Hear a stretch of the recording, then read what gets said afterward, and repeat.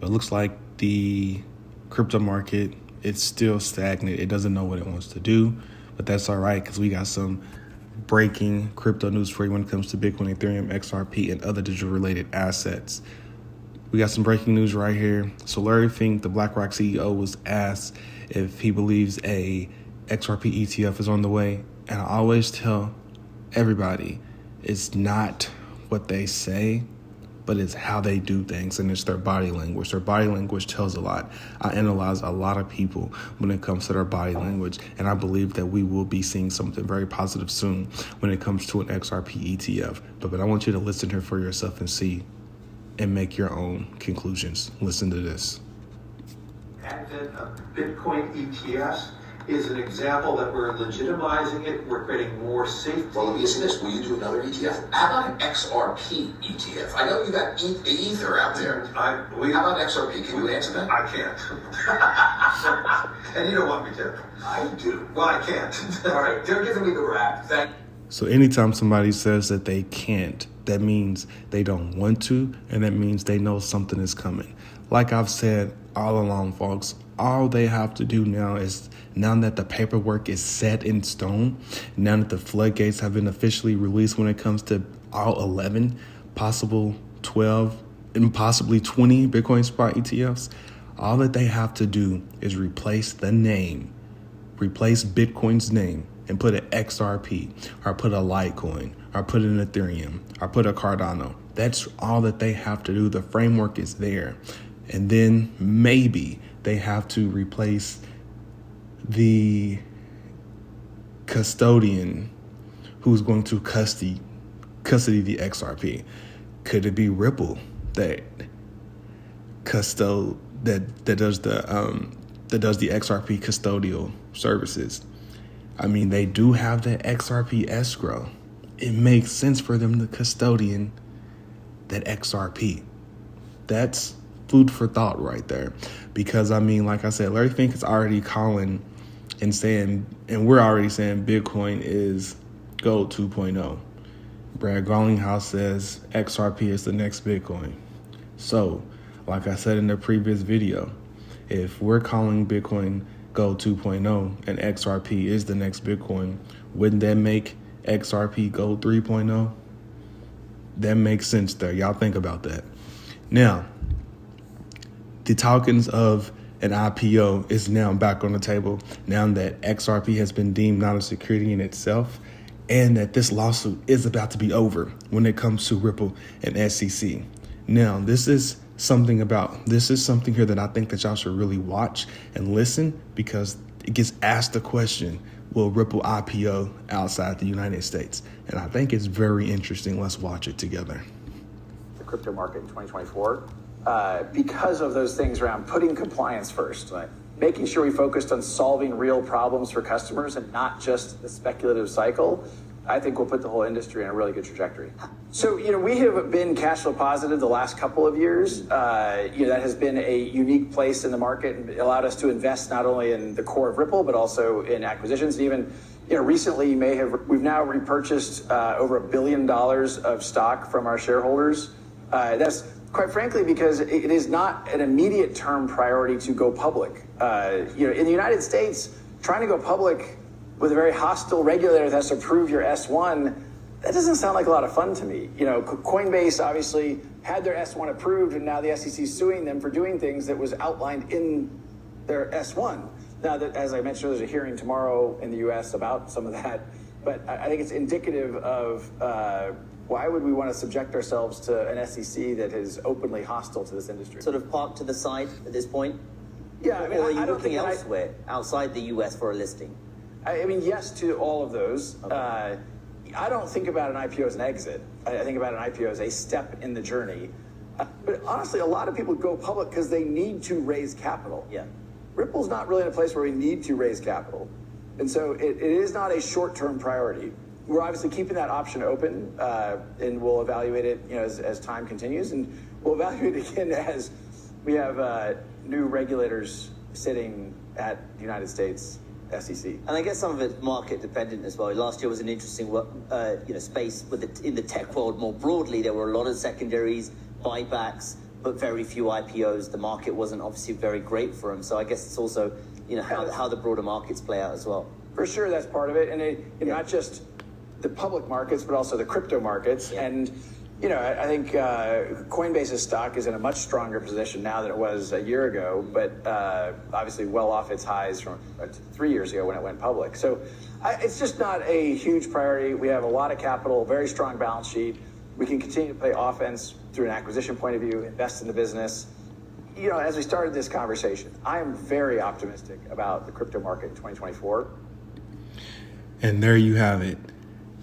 They thought about going public by way of an IPO to the U.S., or they thought about going public outside the U.S. They don't need to go public, but because most companies who want to go public need the liquidity and need the capital, and Brad Garlinghouse himself said that they do not need it.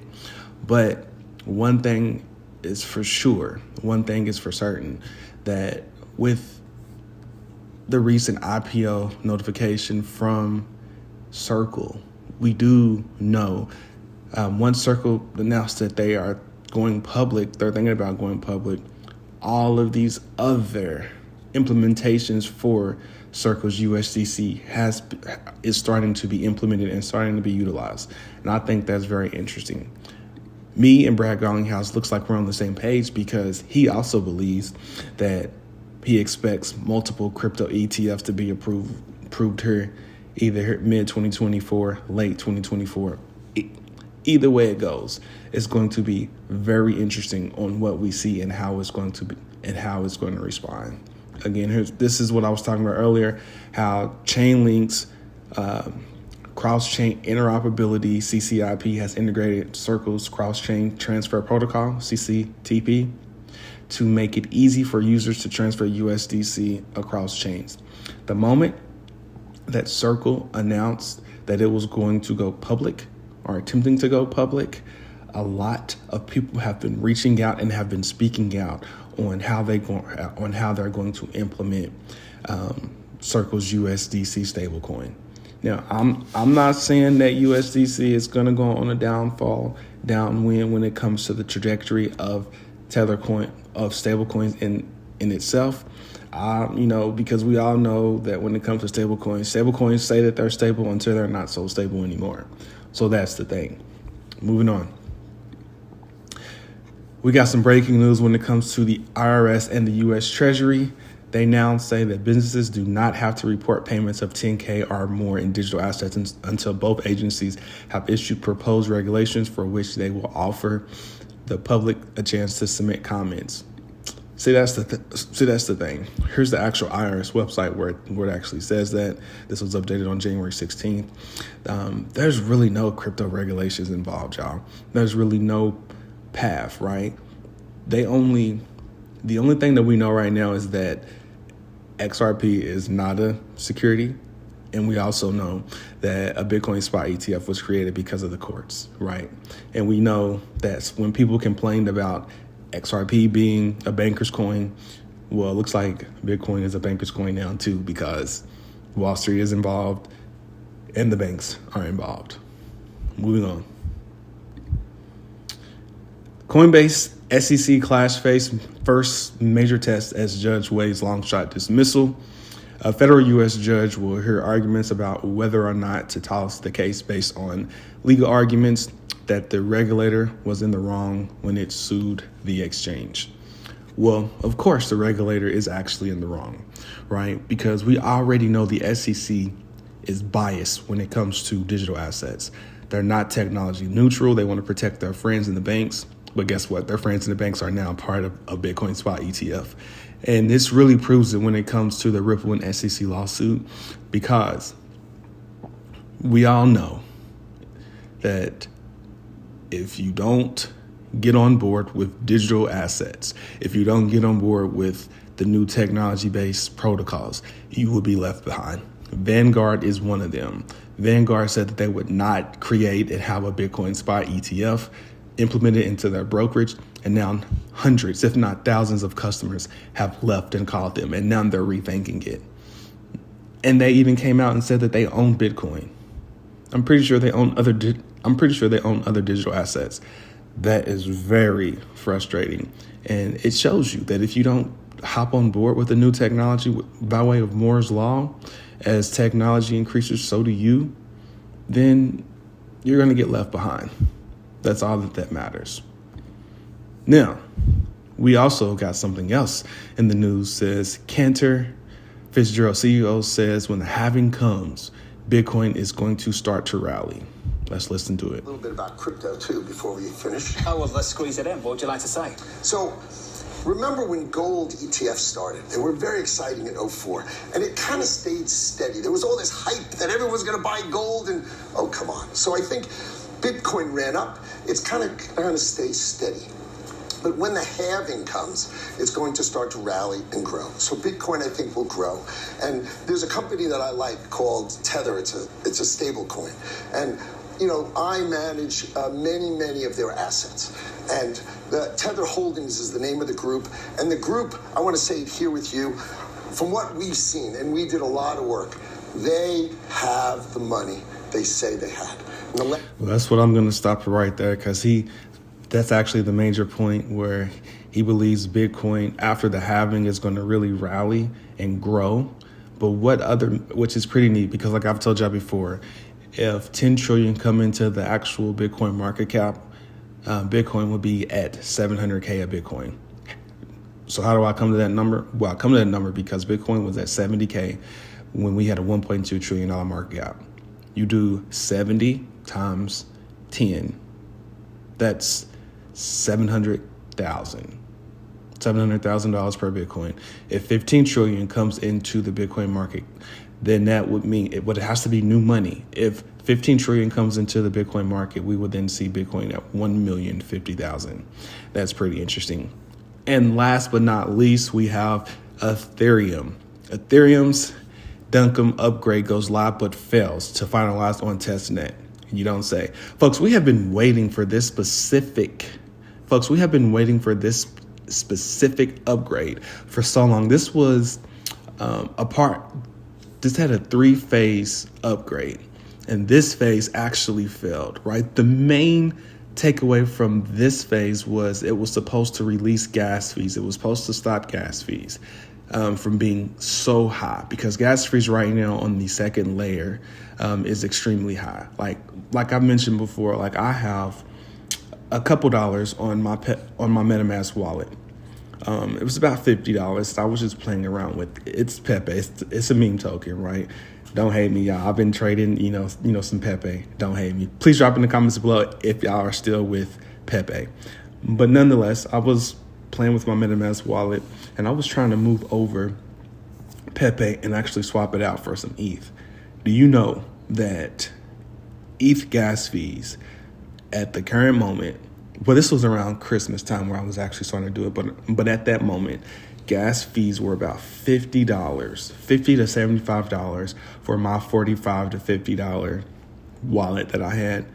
Absolutely insane. This is why I believe that I don't think there's going to be an Ethereum ETF right now, because it's failing to scale. And a part of this upgrade was supposed to be sharding, where sharding is the process of when you do a transaction, those transactions get broken up into smaller transactions or smaller pieces, right? And they get passed around, which makes gas fees lower. Well, that failed. That was the main upgrade that we have been waiting for, and it failed. We've been waiting years for this upgrade, but it failed.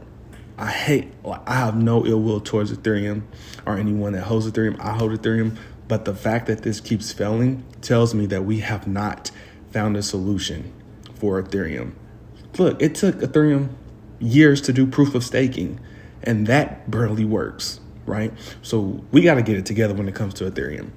But the news says Ethereum's much-awaited Duncan upgrade went live on Goerli testnet earlier Wednesday, but failed to finalize in the expected time. The upgrade was pushed to 6:32 UTC.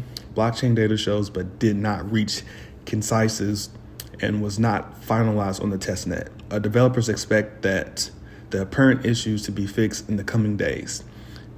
These likely occurred due to low participation and validators not upgrading parts of their software that would have helped with finalization. Yeah, I'm so nervous about this because a few days is going to turn into weeks, and a few weeks is going to turn into days. And it says there's Duncan's main implementation of Grilly is part of a 3-phase approach to eventually enact a new, less costly method of storing data on the main Ethereum blockchain. That method is called proto-dank sharding, which is a mechanism that will add capacity for data availability as well as help reduce the cost of transactions for layer 2 blockchains. So, like I said, the Duncan will be the biggest upgrade, technically a hard fork in blockchain terminology for Ethereum since the Shapella upgrade last March, which enabled a withdrawals of staked Ether STETH. The milestone marked the second step for Ether's transition from proof of stake to proof of stake blockchain. Sorry, I can't read today. Ethereum's transition to a proof of stake blockchain away from major intensive proof of work chain that was before the merge. So y'all, like I said, the main upgrade that we've been waiting for failed. I don't know if it's going to get pushed through in the next few days, but time will tell if it does. But what I do know is that there's a lot of implementations going on, whether it's Circles going IPO, whether we get new ETFs, which we will get new ETFs. I believe we're going to get a Litecoin ETF, an XRP ETF, an Ethereum ETF, and so forth, right? There's a lot of stuff happening, especially when it comes to Coinbase. This article right here, when it comes to Coinbase, because I believe the judge is actually going to dismiss this lawsuit because Coinbase is the major winner when it comes to a Bitcoin SPY. When it comes to Bitcoin SPY ETFs, they are the custodians. Now, I do believe that we will see a Bitcoin price at $700K. I do believe we're going to see an XRP price to $20, maybe $1,000 soon. But what one thing is really sparking to me and is really getting to me right now is that if an XRP ETF comes alive, who do you think is going to actually custody those XRP? I believe it's going to be Ripple. Ripple already has an escrow. It already makes sense. That's why the SEC was fighting so hard about it, right? It's always been about the escrow. He who holds the escrow will own the entire world and be very powerful. All right, y'all, that'll do it for me. If you made it this far, please make sure you hit the like and subscribe button and click that notification bell so you'll be notified any and every time I post another video. The market is currently still down. We got Bitcoin at 42K, Ethereum at 2,500, XRP at 57 cents. We got, Cardano at 53 cents. And so forth, y'all. That'll do it for me. Please make sure you hit the like and the subscribe button and click that notification bell so you'll be notified any and every time I post another video. I will see you and everybody else on the next one. Peace. Flying, I'm pure, isolation.